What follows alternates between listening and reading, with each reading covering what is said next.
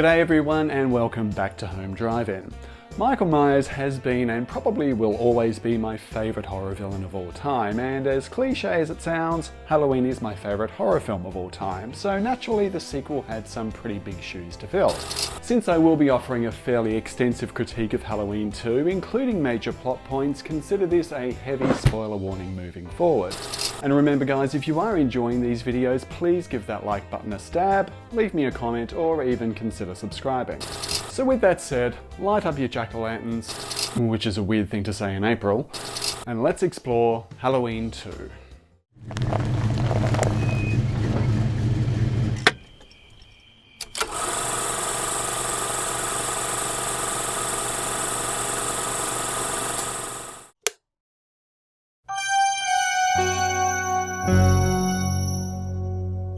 Halloween 2 is the 1981 sequel to John Carpenter's 1978 classic Halloween, which told the effective and simple tale of 6-year-old Michael Myers, who murders his teenage sister on Halloween night. Flash forward 15 years later, when Michael escapes from an institution to terrorise a trio of babysitters on Halloween again, before being repeatedly shot by his doctor, Sam Loomis, which did not have the desired effect. You shot me, you a-hole! This sequel picks up precisely where the original ends, with sole survivor Laurie Strode being taken to hospital as Dr. Loomis continues his hunt for the seemingly unkillable Michael Myers. Following the monumental success of the original Halloween, Erwin Yablans and Mustafa Akkad from Compass International Pictures were adamant on repeating its success, approaching creators John Carpenter and Deborah Hill about a sequel. However, Carpenter and Hill were in the development of a very different type of horror film, an atmospheric little ghost story that would become The Fog, somewhat reluctantly agreeing to tackle Halloween 2 when production was completed. Yablans had entered into a verbal agreement to produce both The Fog and Halloween 2, with Carpenter and Hill granted creative control when the project commenced. However, when they decided to produce The Fog with Avco Embassy instead, Yablans fired a $4 million lawsuit, which was ultimately settled when it was agreed that Compass International would retain the rights for Halloween 2. Carpenter spent many nights getting drunk on Budweiser, struggling to come up with a new story, envisioning the sequel could take place many years after the original, yet decided to make it a continuation of the same night. Carpenter's indifference meant he had no intention of directing the follow-up himself, suggesting original Halloween production designer Tommy Lee Wallace tackle the project instead, who was originally delighted at the invitation until he read the script. Considering the original had relied on atmosphere and suggestion over graphic violence, Wallace felt the script for Halloween 2 was pedestrian and needlessly violent, thus turning down the role of director. He would, however, get a second chance, returning the following year to direct the unrelated and arguably far more inventive Halloween 3 Season of the Witch. Having been introduced via their mutual agent, Carpenter approached new director Rick Rosenthal, who had impressed audiences with his short film The Toya, and agreed to step up and direct what would be his first feature film. The majority of the crew from the first movie would return for the sequel, most of whom also considered the original Halloween a one-and-done affair, yet approached Halloween 2 with enthusiasm. Cinematographer Dean Cundy, who had earned a very respectable reputation, was asked to meet with another director about an upcoming film featuring a family haunted by evil spirits, yet declined to work on Halloween 2. It turns out he had just passed up the opportunity to film Poltergeist, offered to him by executive producer and writer Steven Spielberg, turning down the offer to remain faithful to his previous crew. Not that turning down Poltergeist did anything to tarnish this noble cinematographer's career. Jamie Lee Curtis, who of course broke out in the original Halloween and The Fog, returns to play Laurie Strode. However, Curtis had since cut her hair quite short and had to rely on a wig to replicate her look from the original. People say the wig looks so glaringly obvious, but who am I to criticise? I don't even have hair. Donald Pleasance, who had been acting since the early 1950s and was largely recognisable as Blofeld in the James Bond film You Only Live Twice, returns as Dr. Sam Loomis. Rick Rosenthal, who had shared an acting class with the likes of Tom Selleck, Michelle Pfeiffer and Ted Danson, relied on many of his classmates to fill out the rest of the cast. Anna Alicia, who had a recurring role in the TV series Ryan's Hope, plays the role of Nurse Janet, while Pamela Susan Shoop, who also made TV appearances during the 70s, features as Nurse Karen. Tawny Moyer, who had only one previous credit as a stewardess in the film California Suite, plays Nurse Jill, while Gloria Gifford, who was also getting started in her career, features as the strict head nurse Mrs. Alves. While Charles Cyphers returns briefly as Sheriff Brackett, Hunter von Leer becomes Loomis's new right-hand man in the role of Deputy Hunt, having made many appearances on television, including The Dukes of Hazzard and Charlie's Angels. While producer Deborah Hill was receptive to the actors Rosenthal had assembled for Halloween 2, she wasn't so convinced about one particular cast member. Rosenthal had to campaign to have actor Leo Rossi appear in the film, since Deborah Hill was reluctant in casting him due to him being from New Jersey, and thus may not be suitable for a film set in Illinois. Luckily, Rosenthal's persistence paid off, and Deborah Hill allowed Rossi to co-star as the sex-crazed paramedic Bud, while Lance Guest, who is also in Rosenthal's acting class, appears as Laurie's love interest, Jimmy. Nancy Stevens, who appeared briefly in the original, returns for a slightly meatier role as mental health nurse Marion Chambers. Halloween 2 would also feature the very first, albeit brief, appearance of comedian Dana Carvey, who would of course be associated with a very different Mike Myers in the film Wayne's World. Stunt coordinator Dick Warlock had been brought in to meet with the director, who cheekily approached Rick Rosenthal in his office wearing the famous Michael Myers mask, standing in his doorway without saying a word. When Rick finally asked who he was, Warlock took off the mask and introduced himself, casually asking if there was any reason that he couldn't play the infamous Michael Myers himself. Realising that Warlock did in fact have the right physique for the role, responded by saying, "Hey, if Deborah doesn't care, I don't care."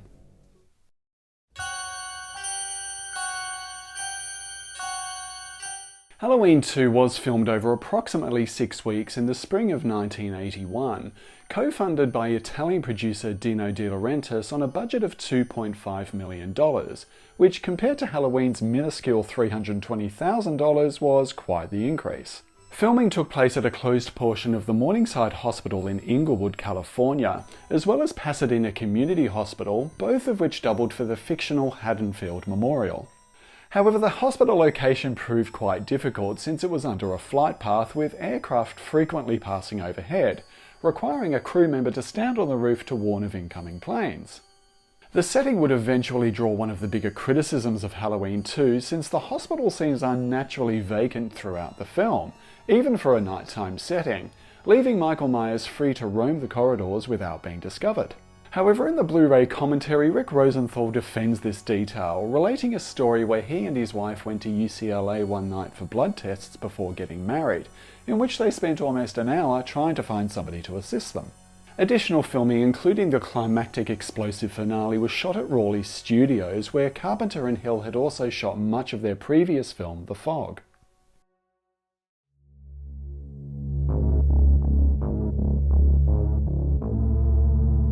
Despite being the big-name star of the film, Donald Pleasance, who had reportedly been a delight to work with on the original, brought his professionalism and eccentric charm to the sequel as well. The crew marvelled at his ability to slip in and out of character, playing the stern and desperate Dr. Loomis on camera, yet returning to his whimsical and fun-loving self when the camera stopped rolling.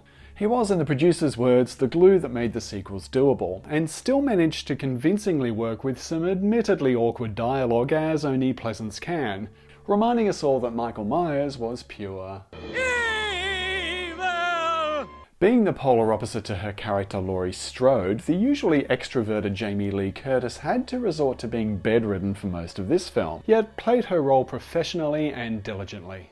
Since the original Halloween kickstarted the slasher subgenre, it seems certain obligations needed to be met as subsequent imitators tried to one-up each other in terms of sex and violence. Pamela Susan Shoop had informed Femme Fatale's magazine that she had agreed to film a spa scene topless with co-star Leo Rossi, with the understanding that it would be a closed set, yet she wound up performing in front of 20 mostly male crew members. Seeing his actress distressed, Rick Rosenthal asked Leo Rossi to help break the ice, so he got undressed and got in the spa first, which, due to a generator malfunction, was ice cold. The expected result was, well, I'll let him tell you. I looked down, it was a raisin. It did seem that this had lightened the mood, and Shoop finally agreed, yet according to IMDb, when she was asked to film an additional nude scene, producer Deborah Hill interjected and insisted she didn't have to. It's girl power! Alicia also suffered during her death scene, in which she receives an unprescribed syringe to the temple. As rehearsed, the actress was supposed to slowly collapse to the floor, but in one take hit her head on the corner of a table on the way down, cutting open beneath her eye socket. Being an opportunist, the actress insisted they take advantage of the fact that she was bleeding and continue filming, yet the director wisely called cut and insisted she receive medical treatment. And considering the incident occurred before her establishing scene in the cafe had been shot, she had to be filmed carefully from one angle to disguise her wound and the stitches she'd received. Despite playing antagonist Michael Myers, Dick Warlock was reportedly a true gentleman on set, using his stunt skills to guide his victims through their respective death scenes. When filming Pamela Susan Shoop's final moments, in which he is horrifically, albeit imaginatively, scolded to death in the aforementioned spa, she was in fact the one controlling the action. Warlock instructed her when he applied pressure to the back of her head, they would work together in unison as he gently placed her head underwater. She would then signal Warlock by motioning her head upward when she was ready to come up, with a combination of clever editing and makeup effects to make her wounds progressively worse. However, despite his care and professionalism, Warlock did not go unscathed when it came time to film Michael Myers' explosive finale, as the fireproof suit he was wearing was fitted with metallic zippers that quickly heated and burned him during the stunt.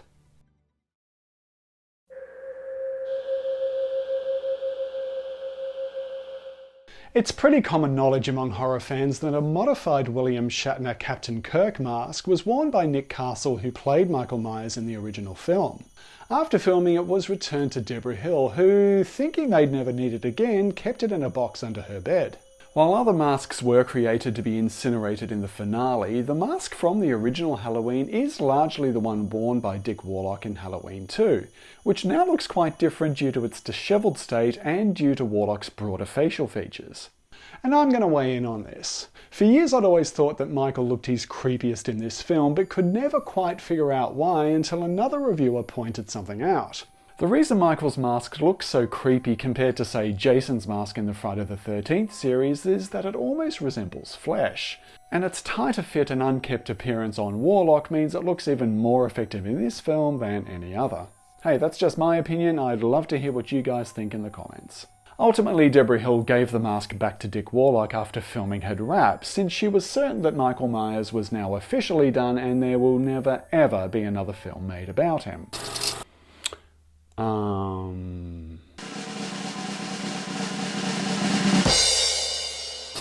As the film was being edited, Carpenter and Hill weren't too pleased with the emerging product, and it was determined that the film needed some retooling. Carpenter wound up writing and filming some new scenes that would intensify the element of danger, including the young woman being killed in the beginning, but also to fill in a plot hole that had come from the original script. It turns out it was never explained exactly how Michael Myers knew that Laurie Strode had been taken to Haddonfield Memorial, so a scene explaining this was quickly written and filmed. The teenager was taken across town to Haddonfield Memorial Clinic.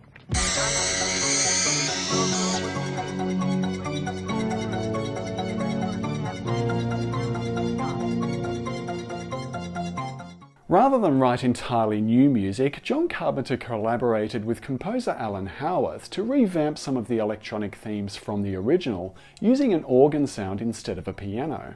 The resulting music provides Halloween 2 with a darker, edgier atmosphere, and while the original score will always remain a personal favourite, Howarth's themes for the sequel complement its predecessor beautifully.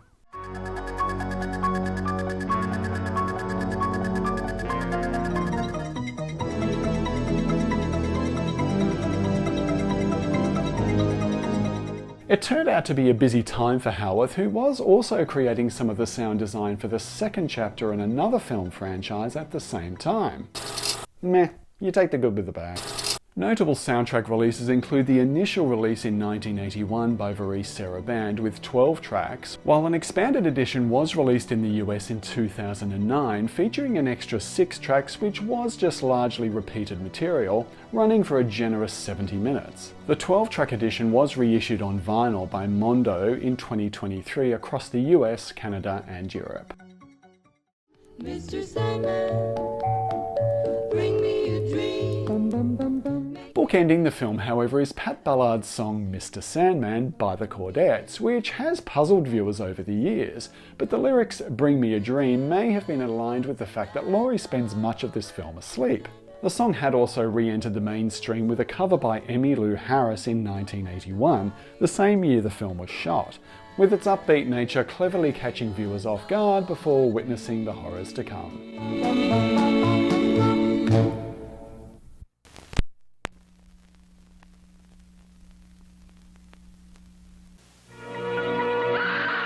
From the people who brought you Halloween, more of the night he came home. Halloween 2. Halloween 2 hit cinemas just in time for Halloween on October 30th, 1981, distributed by Universal Pictures, since Compass International had become defunct earlier the same year. The film grossed over $25.5 million, making $9.5 million in its opening week, where it reached number 1 at the box office, yet it did not last there too long. The film was met with some fairly average reviews, with the graphic violence being criticised, especially considering the original's reliance on suggestion and atmosphere. The film was also criticised for its supposedly lifeless characters, whom one critic described as mere dominoes waiting to be toppled. Roger Ebert, who was in praise of the original Halloween, called Halloween 2 a fall from greatness, also criticising the film for trying to one-up the violence that had become so prevalent in Halloween's imitators. Another major critique was the revelation of Michael Myers being Laurie Strode's brother, which admittedly did seem to tarnish the mystique of the character. Yet I often wonder if this plot decision was somewhat inspired by a certain revelation made in another popular film franchise the previous year. I am your father. Halloween 2 would also gain notoriety for being the first movie ever to be submitted for evidence at a murder trial in what would become known as the Halloween 2 murders. In 1982, Richard Delmer Boyer stabbed elderly couple Eileen and Francis Harbitz to death, claiming he was having hallucinations after watching Halloween 2 under the influence of alcohol and PCP. His defense team claimed that Boyer hallucinated he was being attacked by Michael Myers, with the film being showed to the jury to highlight the similarities between the film and the visions Boyer described. However, the jury was not convinced by this excuse and eventually sentenced Boyer to death in 1992 after several retrials. There is a bit of information on this case, and I have left a link in the description if you'd like to read more. The original Halloween had a special TV edition recut for network airings, and the same was ultimately done for the sequel. Unlike the original, where additional scenes had to be filmed to extend the TV version, luckily there was enough deleted material to be reinserted for Halloween 2. This did include several interesting character moments, yet of course came at the expense of discarding much of the violence and completely removing the bad language, with some often hilarious results. Every other word you say is either hell or damn. Sorry. I guess I just foul up all the time. I'm sure no one will notice. Halloween 2 was first released on DVD in a non-anamorphic edition by Good Times in 1998, then again in an anamorphic release by Universal. However, in 2011, when Universal first released the film on Blu-ray for its 30th anniversary edition, there was a public uproar since the correct Mustafa Akkad Presents that begins the film's opening credit sequence had been replaced with Universal and MCA Company Presents. Mustafa Akkad's son Malik was understandably outraged and demanded that Universal investigate the change, with legions of fans who celebrated Akkad's involvement in the Halloween series, even setting up a Facebook page condemning the act. Fueling the outrage even more was the fact that Mustafa Akkad and his daughter Rima had both been tragically killed in the 2005 Amman bombings while attending a wedding in Jordan. They were both 75 and 34 years old respectively. Luckily, Halloween 2 fans were victorious, with Universal printing new discs with the correct title sequence reinstated, and offered replacements to those who had purchased the original discs. In 2012, Shout Factory released the Blu-ray in a 2-disc set featuring a commentary with Rick Rosenthal and Leo Rossi, with a second commentary by Michael Myers himself, Dick Warlock. It also includes a making-of documentary and over 8 minutes of deleted scenes, with a second disc containing the TV cut of the film in full-screen pan and scan, as well as the original shooting script. Shout Factory later released the film on 4K in 2021 with a brand new transfer created under the watchful eye of cinematographer Dean Cundy. This 3-disc edition also includes the Blu-ray with all the extras from the original release, including the TV cut. And for my homegrown horror fans here in Australia, recently released by ViaVision is a limited edition 2-disc set on Blu-ray with the special features and TV cut, and also comes with a 3D case and picture cards, so grab yours if you're so inclined. Donald Pleasance appeared in numerous other films following Halloween 2, including Dario Argento's 1985 supernatural horror film Phenomena, and returned for a grand total of another 3 Halloween sequels. Donald Pleasance sadly passed away after complications due to heart surgery in 1995. He was 75 years old. Jamie Lee Curtis became renowned for her horror film roles, yet hit the mainstream with appearances in A Fish Called Wanda and True Lies, but returned as Laurie Strode in Halloween H2O in 1998 and David Gordon Green's Halloween sequel trilogy. Lance Guest became recognisable for his role in The Last Starfighter and appeared in several guest starring roles in TV shows, including Knots Landing and Life Goes On. Tragically, Lance Guest also starred in the 1987 sequel Jaws the Revenge. You know, it's delivering tragic news like that makes being a YouTuber so hard. Pamela Susan Shoop continued her TV appearances in shows including Knight Rider and Murder, She Wrote, while Tawny Moyer also guest starred in some television, including The A-Team and The Drew Carey Show. Anna Alicia became a household name for her role as Melissa Agretti in the TV series Falcon Crest, before briefly returning to the series as Samantha Ross after her original character was killed off. Gloria Gifford played an airport security officer in This Is Spinal Tap, and also appeared in several TV shows, including Life Goes On, before starting her own acting school.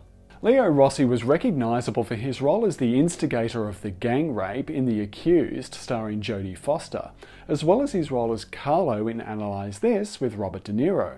He also appeared in TV shows including Murder, She Wrote, Jag and ER. Leo Rossi also played the role of Cupid in real life, being the one to introduce Halloween 2 co-star Jamie Lee Curtis to her husband Christopher Guest via their mutual softball league. Curtis and Guest tied the knot in 1984 and by all accounts are still happily married to this day. Hunter von Leer had a few screen credits to his name in film and TV, including a recurring role in the TV series Dallas, before retiring from acting in 2003 due to medical issues. Leer became a cattle farmer and won the Lawrence County Conservation Farmer of the Year award in 2011. Hey, cattle farming is an appropriate career after starring in movies? Oh, what was I thinking? Was I drunk when I wrote that? Nancy Stevens met and married director Rick Rosenthal during the production of Halloween 2 after he had organised a private screening of a movie for her. Stevens would go on to appear as Marion Chambers again in Halloween H2O and Halloween Kills. Rick Rosenthal would go on to direct numerous television shows, including episodes of Life Goes On, where he would reunite with some of Halloween 2's co-stars, as well as episodes of Providence and Smallville. Rosenthal also returned to the Halloween saga, directing the critically panned Halloween Resurrection. Trick or treat, motherfucker.